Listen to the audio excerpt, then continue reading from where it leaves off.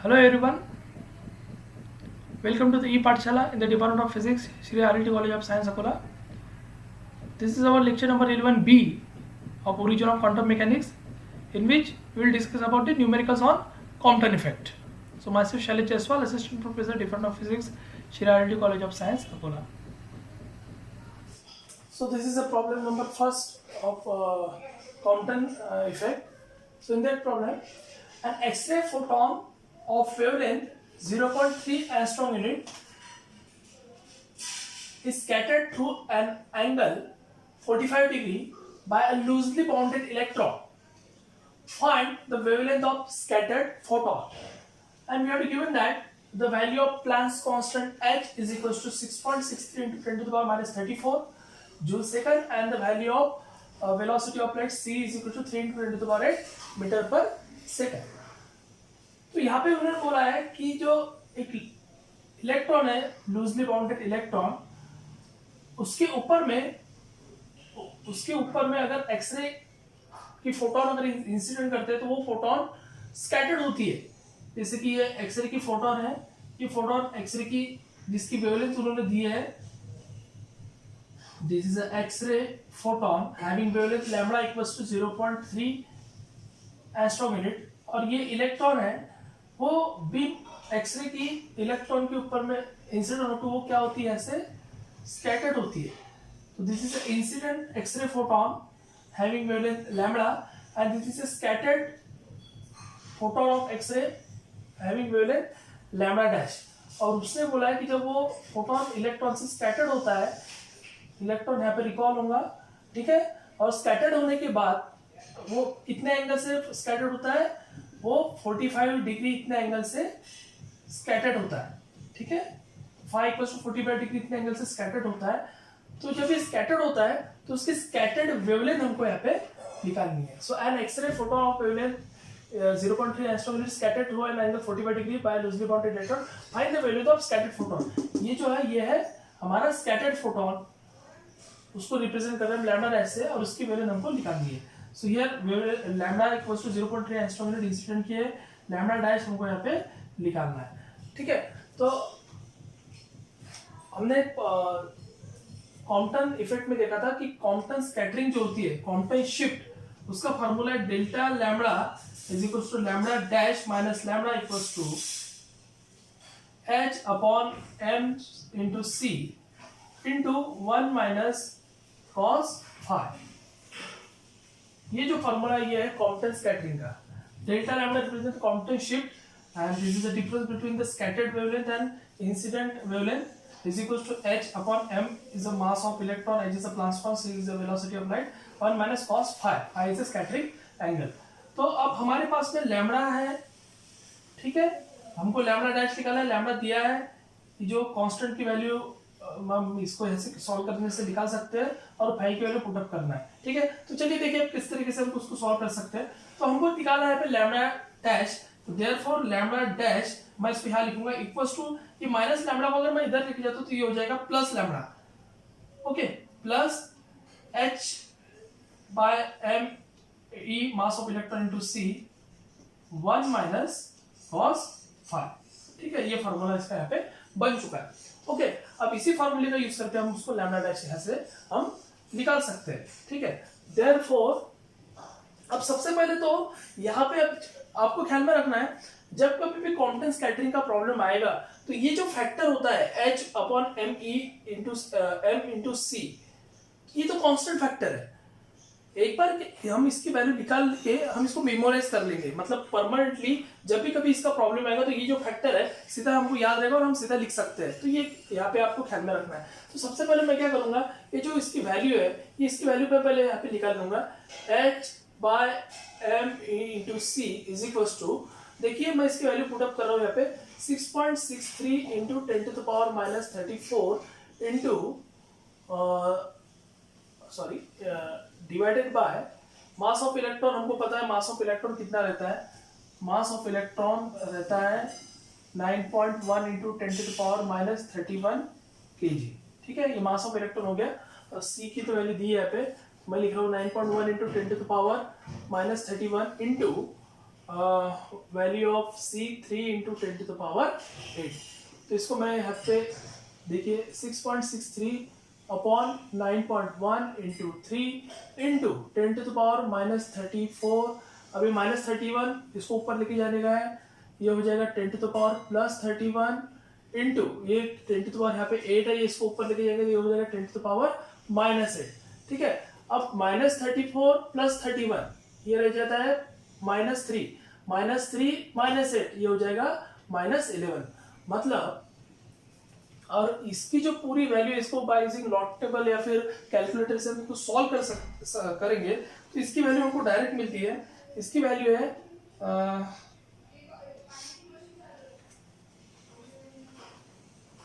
देखिए यहाँ पे 0.02426 इंटू 10 टू द पावर -10। ठीक है, इसको सॉल्व करने के बाद देखिए यहाँ पे पहले तो ये जो मेन है इसका आंसर आएगा, ये आता है 0.2426 इंटू 10 टू द पावर -11। ठीक है, तो -11 है तो मैं एक डिसिमल अगर इधर शिफ्ट कर दूं तो ये हो जाएगा +1 और +1 -11 -10 हो जाता है यहाँ पे। तो ठीक है, तो इस तरीके से जो कांस्टेंट की वैल्यू है वो इसका आंसर हमको यहाँ पे मिल जाएगा, ये मीटर में आ जाएगा। ठीक है, ओके, तो अब यही वैल्यू को हम इसके अंदर पुटअप करके फाइव वैल्यू पुटअप करके लैम्डा डैश को हम निकाल सकते हैं। देयरफॉर इसको मैं इक्वेशन 1 बनूंगा। Therefore equation 1 implies here lambda dash is equals to, अब ये लैम्डा की वैल्यू है 0.3 into 10 to the power -10, 1 angstrom into 10 to the power -10 metre हो जाएगा। ओके, प्लस डायरेक्टली जो वैल्यू h अपॉन mc की वैल्यू जो है ये यहाँ पे इतनी लिखी है 0.02426 into 10 to the power -10 into 1 minus cos 45 degree. ठीक है, therefore lambda dash is equals to 0.3 into 10 to the power -10 plus 0.02426 into 10 to the power -10 into, अब यहां पे देखिए cos 45 की वैल्यू, cos 45 की वैल्यू होती है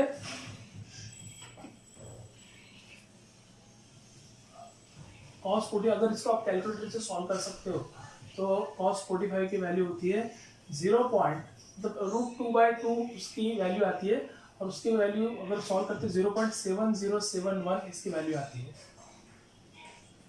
ठीक है, फिर इसको अगर मैं ऐसे माइनस कर दूं, माइनस करने के बाद उसकी वैल्यू मुझे मिलेगी 0.3 में लिखूंगा plus 0.02426 into 10 to the power -10 into, अब 1 माइनस 0.7071 हम करते हैं, इसकी वैल्यू आती है 0.2929। ठीक है, अब 0.2929 इंटू 0.02426 इसको कैलकुलेटर से सॉल्व करना है, और इसकी वैल्यू हमको मिलेंगी यहाँ पे मल्टीप्लिकेशन, इस पर इसका मल्टीप्लिकेशन करने के बाद हमको इसकी वैल्यू मिलती है 0.007105 इंटू 10 टू द पावर -10।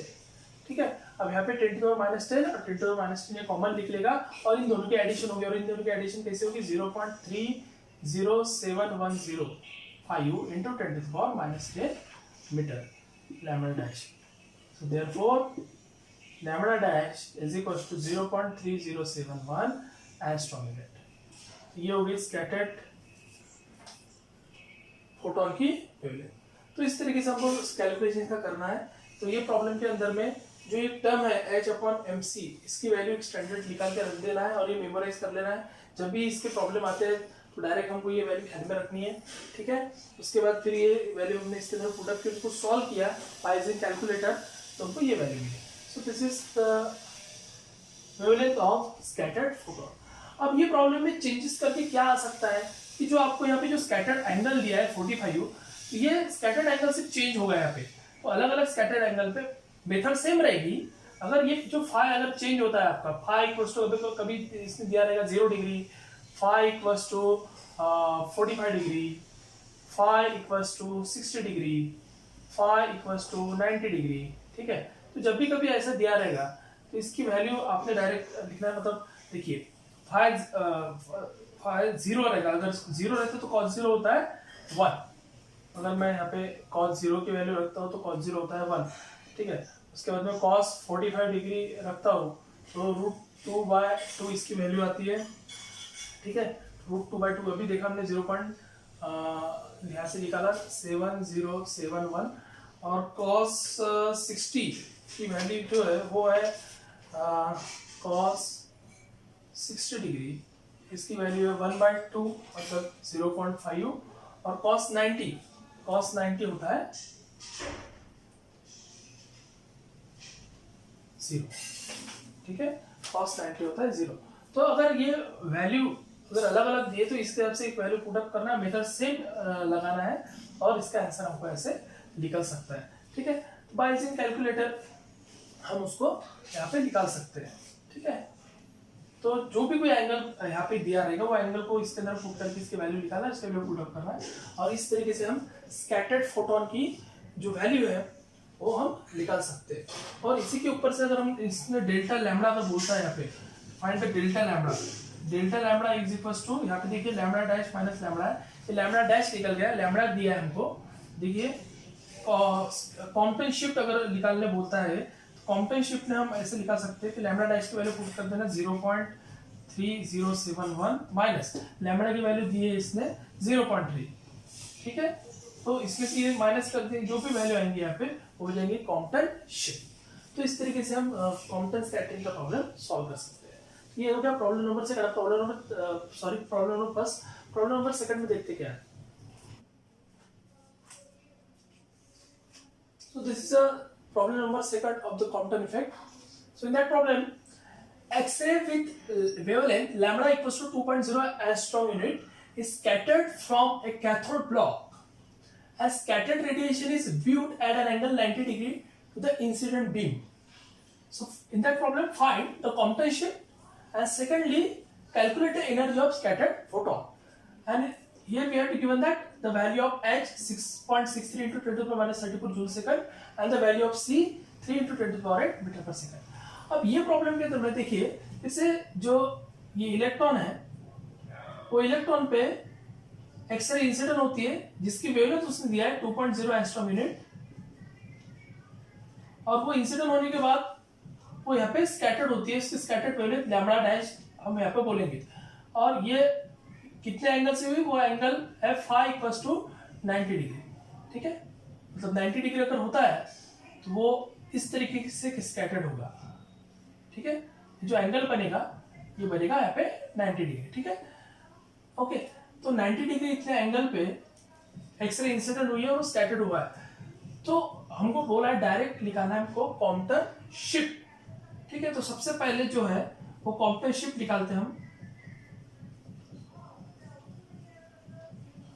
उसका फॉर्मूला है delta lambda, and we know that the delta lambda is equals to lambda dash minus lambda equals to h by m into c into 1 minus cos phi। ये हमारे पास Compton scattering का formula है। अब यहाँ पे भले लैम्बडा दिया होगा लेकिन लैम्बडा डैश माइनस लैम्बडा ये डायरेक्ट होता है डेल्टा लैम्बडा, और हमको डेल्टा लैम्बडा निकालना है। मतलब ये यहाँ पे कोई लैम्बडा डैश अलग से निकालने की जरूरत हमको नहीं रहेगी।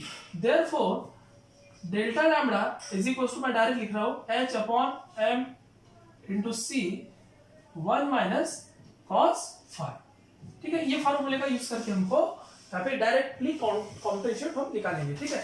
तो अब इसके पहले के प्रॉब्लम में हमने देखा था कि जो वैल्यू है h अपॉन m इंटू सी की वो कांस्टेंट होने की वजह से वैल्यू अगर मैं इसके अंदर में पुट करता हूँ, जैसे मास ऑफ इलेक्ट्रॉन भी 9.1 into 10 to the power minus 31 kg 1 2 3 ये तीनों वैल्यू मैं इसमें पुट करता हूँ, तो मुझे डायरेक्ट आंसर निकाला था मैंने लास्ट प्रॉब्लम में 0.0247 0.02426 इंटू 10⁻⁻10। ओके, तो ये निकाला था। और यहाँ पे देखिए 1 माइनस कॉस, अब cos फाइव हमको 90 डिग्री पुट करना है, cos 90 होता है, आपको पता है cos 90 अभी थोड़ी देर के पहले बताया था, cos 90 होता है यहाँ पे 0। ठीक है, तो cos 90 0 हो गया तो फिर क्या होगा, therefore delta lambda is equals to 0.02426 into 10⁻⁻10 metre. ठीक है, cos 0 होता है, cos 90 होता है 0, 1 minus 0 is equals to 1, so 1 into this factor is remaining this, so 10⁻⁻10 meter, or here we can delta lambda is equals to 0.02426 astrometer। तो ये directly यहाँ पे फर्स्टली निकल गई कॉम्पटन शिफ्ट। अब सेकंड इसमें हमको निकालना है energy of the scattered photon, energy of the scattered photon. अब हमको पता है according to the Max Planck's theory of radiation, energy is directly proportional to the frequency, or energy is equals to h nu, where h is a Planck's constant. So therefore here we can write as energy of scattered photon। ठीक है, अब यहाँ पे जो energy है, ठीक है, मतलब एनर्जी इंसिडेंट फोटोन की और स्कैटर्ड फोटोन की, इंसिडेंट होने के बाद और स्कैटर होने के बाद तो क्या हो जाएगी, एनर्जी चेंज हो जाएगी। इसलिए मैं यहाँ पे इसको लिखता हूँ चेंज इन एनर्जी, क्योंकि इंसिडेंट की और स्कैटर्ड की दोनों की एनर्जी में डिफरेंस आएगा, इसलिए यहाँ पे जो स्कैटर्ड फोटोन की एनर्जी वो चेंज रहेगी with respect to the incident. तो इसलिए मैं इसको यहाँ पे लिख सकता हूँ delta E is equal to h into delta nu. ठीक है, अब ये जो हमको रिलेशन पता है frequency equal to c by lambda, तो इसी के हिसाब से मैं इसको यहाँ पे रीअरेंज करूंगा, delta E is equal to h और डेल्टा न्यू की जगह में लिखूंगा सी बाय डेल्टा लैम्बडा। अब डेल्टा लैम्बडा की वैल्यू हमको यहाँ पे पता है, therefore delta E is equal to, अब फिर से वैल्यू ऑफ एच और सी, फिर से जो वैल्यू मैं पुट करूंगा 6.63 into 10⁻⁻34 into value of c 3 into 10⁸ upon value of delta lambda, यहां से मैं डायरेक्ट पुट करूंगा 0.02426 इंटू 10⁻⁻10 मीटर। ठीक है, देयरफॉर डेल्टा ई, अब इसको सभी को अगर हम सॉल्व करते हैं अलग से 6.63 इंटू 3 अपॉन 0.02426 इंटू 10⁻, अब देखिए यहाँ पे -10 ऊपर जाने के बाद +10 हो जाएगा, +10 +8 ये हो जाएगा +18, तो -34 इंटू +18 वो कितना हो जाएगा 10⁻⁻16। ठीक है, तो यहाँ पे ये जो वैल्यू है ये सॉल्व करने के बाद delta E is equal to, इसको अगर हम सॉल्व करते हैं तो इसकी वैल्यू आ जाएगी 819.8 इंटू 10⁻⁻16 जूल। तो इसकी जो वैल्यू है ये वैल्यू आएगी जूल में, लेकिन हमको इसकी वैल्यू निकालनी है इलेक्ट्रॉन वोल्ट में। ठीक है, इन इलेक्ट्रॉन वोल्ट। ठीक है, कभी कभी मेंशन किया रहता है, कभी नहीं किया रहता है, तो फाइनली हम आखिरी में वैल्यू इलेक्ट्रॉन वोल्ट में निकाल के हमको छोड़ देनी है। तो ये तो होगी वैल्यू जूल में, लेकिन हमको निकालनी है इसकी वैल्यू इलेक्ट्रॉन वोल्ट में। तो इलेक्ट्रॉन वोल्ट में हमको पता है कि अगर जूल का कन्वर्जन इलेक्ट्रॉन वोल्ट में करना है तो उसी आंसर को डिवाइड करना होता है 1.6 इंटू 10⁻⁻19 कूलम से। तो therefore delta E is equal to 819.8 into 10⁻⁻16 divided by 1.6 into 10⁻⁻19। अब ये जो आंसर निकलेगा वो आंसर निकलेगा इलेक्ट्रॉन वोल्ट में। Therefore delta E is equal to 819.8 upon 1.6 into 10⁻, ये अगर ऊपर में लेके जाओ तो ये होगा +19, -16 +19 होता है 10⁻+3 electron volt. Therefore delta E is equal to, इसको अगर मैं सॉल्व करूं तो इसका मुझे आंसर मिलेगा 512.37 इंटू 10⁻+3 इलेक्ट्रॉन वोल्ट। और here we can write delta E is equal to, ये 3 डेसिमल में इधर लेके जाऊंगा 1 2 3, मैं इसलिए लेके जाऊंगा कि अभी आपको थोड़ी देर पहले बाद में पता चलेगा 2 और 3 अब ये 3 डेसिमल अगर मैं इधर लेके जाऊँ तो ये हो जाएगा +3 हो जाएगा +6 into 10 to the power +6 electron volt. और आपको पता है कि डेल्टा ई +6 मतलब होता है मेगा, सो इसलिए मैं इसको लिख रहा हूँ यहाँ पे 0.5123 मेगा इलेक्ट्रॉन वोल्ट। तो यहाँ तक लाके तो छोड़ देना। सो this is the energy of scattered photon, जैसे चेंज इन एनर्जी हम उसको बोलेंगे, change in energy of the scattered photon. ऐसा बोला तो इस तरीके से हमको यहाँ पे निकालना होगा। सो this is the quantum shift and energy of the scattered photon. So this is our problem number 3 of the quantum scattering. In this problem, an X-ray photon of frequency 1.5 into 10 to the power minus 19 hertz is scattered by a free electron, and scattered photon has frequency 1.2 into 10 to the power minus 19 hertz. Find the change in energy of incident photon. अब ये problem in the form of frequency उन्होंने दिया है। उन्होंने बोला है कि electron है, फ्री इलेक्ट्रॉन,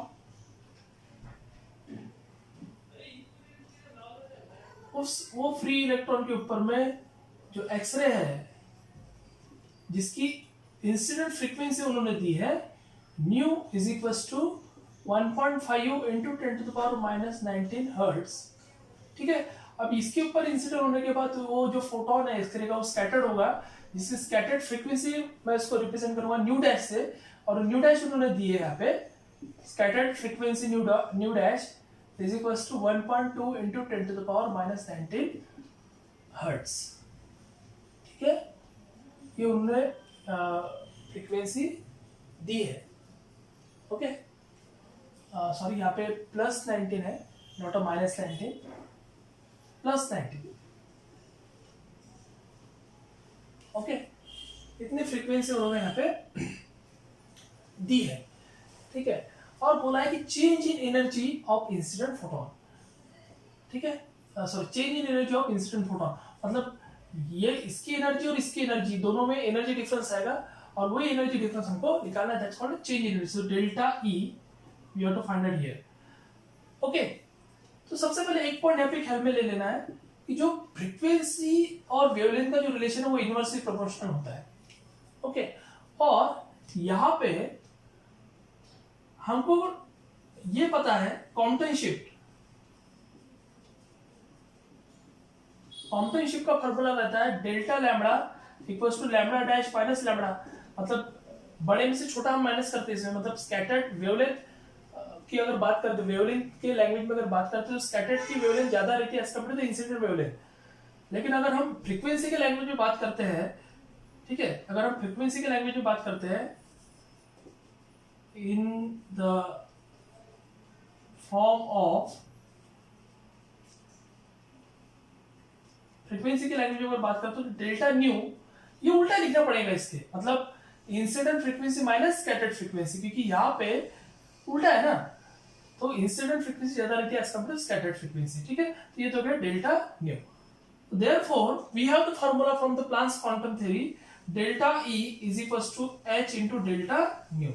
ये फॉर्मूले का यूज करके हमको चेंज इन एनर्जी यहाँ पे निकालनी है। तो देयरफॉर चेंज इन एनर्जी के लिए delta E is equals to h into delta nu, और डेल्टा न्यू मैं इसके ऊपर से लिखूंगा यहाँ पे। सो h की वैल्यू होती है 6.63 into 10 to the power minus 34 joule second into delta nu की जगह मैं लिखूंगा यहाँ पे, देखो nu minus nu dash, okay, h into nu minus nu dash. तो न्यू माइनस न्यू डैश क्या होगा यहाँ पे, न्यू की फ्रीक्वेंसी है 1.5 into 10 to the power plus 19 minus nu dash की फ्रीक्वेंसी है 1.2 into 10 to the power plus 19 hertz. ठीक है, तो यहाँ पे देखिए 6.63 into 10 to the power minus 34 into 1.5 में से 1.2 मैं अगर माइनस करता हूँ तो मुझे आंसर मिलता है 0.3 into 10 to the power plus 19। Okay, अब इन दोनों का मल्टीप्लिकेशन अगर मैं करता हूँ 0.63 इंटू 0.3, ठीक है, into 10 to the power minus, अब देखिए माइनस 34 प्लस 19, ये हमको मिलेगा 10 टू द पावर माइनस 15। ठीक है, डेल्टा ई। ओके, तो इन दोनों का अगर मैं मल्टीप्लिकेशन करूँ तो मुझे आंसर मिलता है 1.98 into 10⁻⁻15 joule. This is a change in energy. तो इतना आंसर इसका आता है। अगर इसको हम अगर आंसर अगर इलेक्ट्रॉन वोल्ट पे अगर वो बोलता है कि find the answer in the electron volt, तो इसको सिंपली 1.6 इंटू 10⁻⁻19 से मल्टीप्लाई कर दो, डिवाइड कर दो, आपको आंसर इलेक्ट्रॉन वोल्ट में मिल जाएगा। तो इस तरीके से हम कॉम्पटन शिफ्ट का जो फार्मूला है कॉम्पटन स्कैटरिंग का, उसके ऊपर से हम change in frequency, change in wavelength, change in energy, ठीक है, तो इस तरीके से हम ऐसा निकाल सकते हैं। ओके, तो बेसिकली हमारे पास जो फार्मूला है वो है Compton shift delta lambda equals to lambda minus lambda dash is equals to h upon m c into 1 minus cos phi. ठीक है, अब कभी कभी वो प्रॉब्लम में एंगल पूछ लेता है। ठीक है, ये जो एंगल होता है का जो कॉम्पटन स्कैटरिंग का जो एंगल स्कैटरिंग एंगल होता है वो पूछ लेता है। वो अगर पूछता है तो इस फॉर्मूले को हम रीअरेंज कैसे करेंगे, मैं एक बार करके बताता हूँ आपको। यहाँ पे देखिए, डेल्टा लैम्डा को मैं ऐसे लिखूंगा, delta lambda equals to h upon m into c 1 minus cos phi. ठीक है, अब इसी को मैं सॉल्व करूंगा। 1 minus cos phi is equals to delta lambda, और ये पूरे टर्म को मैं इसके नीचे ले जाऊंगा। इसके नीचे अगर मैं लेके जाऊंगा तो ये हो जाएगा h by m into c, और ये m इंटू सी ऊपर चले जाएगा। ठीक है, तो ये होगा delta lambda into m into सी अपॉन h। ठीक है, और मैं इसी को फिर से रीअरेंज करके लिखता हूँ यहाँ पे cos फाई इधर उसको इधर is equal to 1 minus delta lambda into m into c by h। ठीक है, और phi equals to cos inverse of 1 minus delta lambda m into C upon h। ठीक है, तो delta lambda m into c और h की value तो constant ही है, सिर्फ डेल्टा लैम्डा यहाँ पे पुट कर दो, इसको सॉल्व करो, इसका कॉस इनवर्स निकालो, आपको फाई की वैल्यू ऐसे मिल सकती है। तो इस तरीके से आप कॉम्पटन इफेक्ट के प्रॉब्लम सॉल्व कर सकते हो। So thank you very much for watching this video.